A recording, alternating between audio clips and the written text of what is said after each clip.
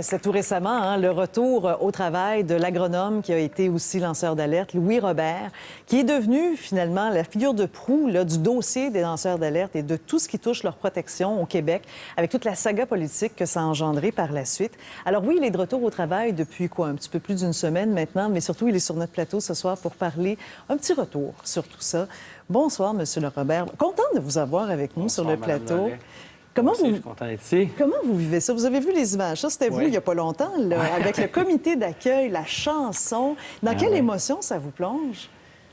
Beaucoup de joie, beaucoup de bonheur. Puis une partie des gens qui m'ont accompagné durant toute cette histoire-là étaient présents mardi passé. Ça m'a rappelé, c'est ça, tout le soutien puis le support que j'ai eu.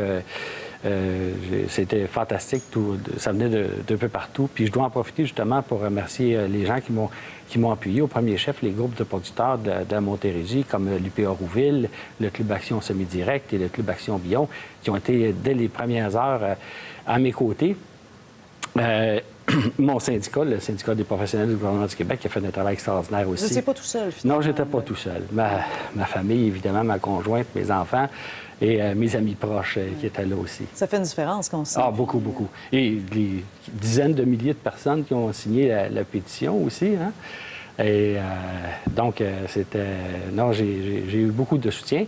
Quoique, au début, c'était plus difficile parce qu'on est comme un peu isolé dans ces situations-là. Là. Puis, on se demande un peu ce qui arrive. Le plancher tombe sous nos pieds. Donc, au début, c'était pas évident, disons. C'était pas évident. Non.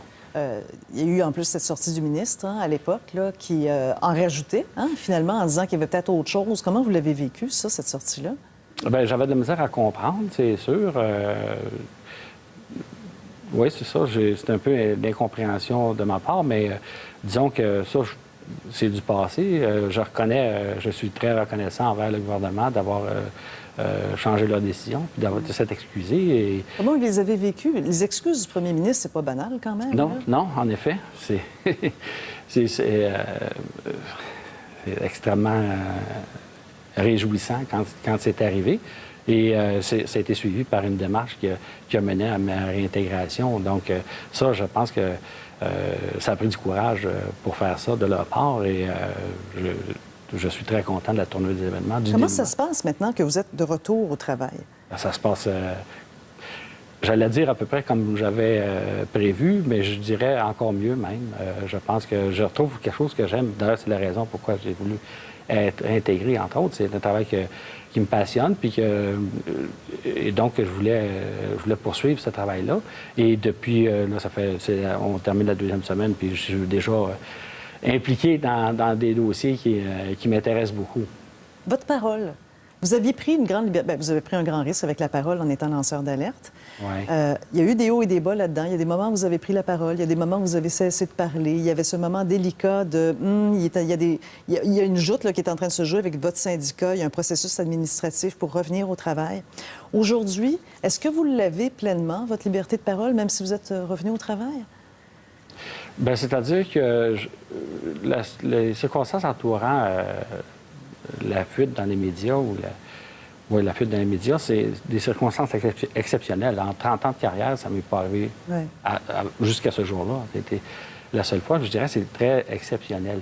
Et je dois dire aussi, en passant, que moi, je comprends très bien qu'en étant un représentant du gouvernement, du ministère de l'Agriculture, mes propos représentent le ministère de l'Agriculture à toutes les interventions publiques que je fais. Donc, il y a des balises que j'accepte facilement, sans problème. Donc, je pense qu'il y a aussi une prise de conscience un peu qui va dans le bon sens, dans le sens que on a un rôle public à jouer plus important que ce qu'on a connu ces dernières années. Fait que de ce côté-là, j'entrevois les prochaines années de façon très positive. Vous pensez que vous avez plus de marge de manœuvre? Oui? Vous avez un petit peu plus de marge de manœuvre qu'avant tout ça? Pas Louis Robert, mais je pense qu'il y a des enjeux. Par la force des choses, on va devoir, je pense, s'impliquer de façon plus active dans des enjeux comme celui que j'ai soulevé concernant les pesticides. On va en parler des pesticides après la pause. On va se garder toute une partie où on va parler des enjeux d'actualité. Mais là, puisque vraiment vous avez été connu et vous avez vécu les conséquences d'être un lanceur d'alerte, avez-vous l'impression, puisqu'il y a eu un mécanisme, il y a eu une enquête de la protectrice du citoyen qui est arrivée avec un rapport, avec des recommandations, avec des façons de faire, avez-vous l'impression qu'aujourd'hui, à la suite de tout ça, les lanceurs d'alerte sont mieux protégés? Je suis... En tout cas, je me réfère au rapport de la protectrice du citoyen qui va exactement dans ce sens-là, à savoir que être plus rigoureux dans l'application de la loi, qui a été adoptée en 2016 et appliquée à partir de 2017. Donc, d'être plus vigilant dans l'application de cette loi-là, c'est sûr que ça va faire une différence, ça. Et je pense que s'il y a un aspect qui était assez clair dans mon histoire, c'est que c'est une volonté, ça, déclarée par toutes les autorités qu'on devrait aller vers ça. Donc, je suis confiant, je pense. Vous êtes confiant là-dessus? Oui, je suis confiant. C'est notre discussion avec l'agronome lanceur d'alerte. Retour au travail maintenant pour Louis Robert. Monsieur Robert, il y a une commission parlementaire qui va commencer bientôt sur les pesticides.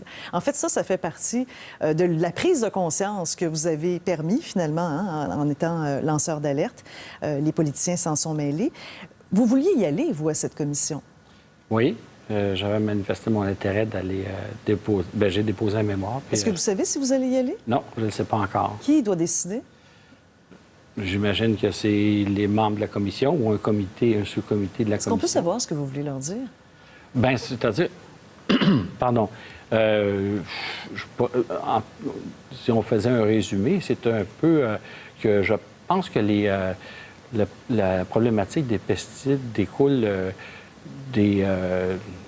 disons, de notre problème à s'assurer d'avoir de la recherche, du transfert technologique et du service conseil libre de toute ingérence d'intérêts corporatistes ou commerciaux. Ça, c'est un des facteurs. Et aussi un autre facteur qui touche plus la réception du message par les agriculteurs, les producteurs. Je pense qu'on devrait, les producteurs, si je peux me permettre un peu... pas une critique, mais une observation, disons, c'est que les producteurs devraient reconnaître un peu plus le bien fondé du transfert technologique qui vient de la recherche publique et qui est directement dans leur intérêt, ainsi que dans l'intérêt du public, évidemment. Donc, il y a deux facettes où je verrais les priorités à mettre, là, les ressources en priorité de ce côté-là. Je pense que c'est par là qu'on devrait régler, ou en tout cas améliorer la situation améliorer les pratiques. Pardon? Améliorer les pratiques et diminuer l'usage des pesticides, oui. Finalement. D'abord, faire un diagnostic, parce qu'il y a une problématique et la solution passe d'abord par une étape de diagnostic. C'est pas pour faire un procès de qui que ce soit, là, mais il faut regarder qu'est-ce qui n'a pas fonctionné pour l'améliorer. Et le risque que je vois, surtout pour des gens qui ne sont pas spécialistes de la question, c'est de vouloir utiliser des outils, des correctifs majeurs pour une problématique dont les causes sont assez ciblées, selon moi, en tout cas, à mon avis. On devrait se concentrer en priorité sur certains aspects et non pas créer une nouvelle structure de surveillance, par exemple, des trucs comme ça. Ça, je trouve que ça irait dans la mauvaise direction. J'aimerais qu'on parle du rôle des agronomes. Il y a quelque chose qui a été frappant, qui est sorti dans l'actualité dans les derniers mois, c'est-à-dire ce groupe-là, il y a une poignée d'agronomes qui sont responsables de 50 des prescriptions de certains types de pesticides. Et on s'est demandé jusqu'à quel point les agronomes sont conscients des enjeux des pesticides et nous protègent, nous, population et consommateurs. Est-ce qu'il y a une prise de conscience à faire du côté des agronomes? Je pense que oui. Le débat... c'est un débat quasiment permanent. Là. Depuis moi que je suis agronome, ça revient régulièrement. Au début des années 2000, la question touchait exactement la même question. Touchait la question touchait l'enjeu de la fertilisation, des plans de fertilisation. À l'époque où le règlement du ministère de l'Environnement est arrivé pour imposer l'obligation de posséder un plan de fertilisation, bien, le débat a eu lieu à ce moment-là. Et c'était à prévoir. Le débat a encore lieu du côté en ce qui concerne les pesticides. Donc, c'est toujours pas réglé. Moi, j'ai pas posé une façon de le régler. Et je pense qu'on n'aura pas le choix que de passer par là éventuellement, oui. Quand vous avez entendu cette semaine l'UPA, en fait, je pense que c'était la semaine dernière, l'UPA qui disait on est prêt à prendre un virage, on est prêt à faire notre part, mais on va avoir besoin d'un support du gouvernement. Il va falloir qu'il nous appuie financièrement. Vous, votre regard là-dessus, est-ce qu'ils sont dans le bon chemin ou est-ce qu'ils en demandent trop au gouvernement? Bien, je pense que de résumer la position, si j'ai bien compris ce qui a été publiés concernant leur mémoire à être déposée, là, ou qui a été déposée. Pardon. Je trouve que ça va dans la bonne direction en général, mais sur ce point-là, j'ai une petite observation à faire, c'est-à-dire que je pense, puis c'est la beauté de la chose d'ailleurs, le virage ne demande pas nécessairement beaucoup plus de fonds. C'est entendu que l'UPA défend cette position-là, puis je les comprends. Mais si on prend l'exemple des néonicotinoïdes, le risque est à peu près nul. Puis c'est juste parce que, scientifiquement parlant, on ne peut pas parler d'absolu dedans, dire que le risque est zéro, mais il est très proche de zéro. Le risque que le producteur encourt s'il retire les néonicotinoïdes de ses semences, il n'y aura pas de perte. Il n'y aura pas de perte. Donc, c'est un peu exagéré, selon moi. Donc, ça, c'est un exemple. Mais d'ailleurs, ça me permet d'ajouter que, comme agronome au MAPAC, je suis, disons, un acteur parmi d'autres où on essaie de transférer des techniques qui, sans coût supplémentaire, même augmentent la rentabilité aux entreprises et, en même temps, réduire des impacts environnementaux. Donc, vous avez des solutions. Oui, absolument. Qui ne demandent pas une grosse révolution, finalement. Non, absolument pas. C'est plus un changement de culture, de mentalité. Donc, et aussi, le danger à la Commission, c'est d'éviter de réclamer encore plus de recherche avant d'avoir fait un inventaire de ce qu'on a. Parce qu'on a beaucoup d'outils en recherche, en transfert technologique. Peut-être qu'il en manque un peu du côté de la recherche à certains endroits, mais commençons par faire l'inventaire et d'appliquer ce qu'on a déjà. Puis, on ferait des progrès énormes, selon moi. M. Robert, c'est un plaisir de parler de votre spécialité avec vous. On parle d'agronomie avec un agronome. Bien, encore une fois, bon retour au travail. Merci beaucoup. Et puis, on va vous suivre. Si jamais vous comparaissez effectivement de la commission pour voir comment votre message va être reçu. Merci pour l'entrevue. Ça fait plaisir. Merci beaucoup.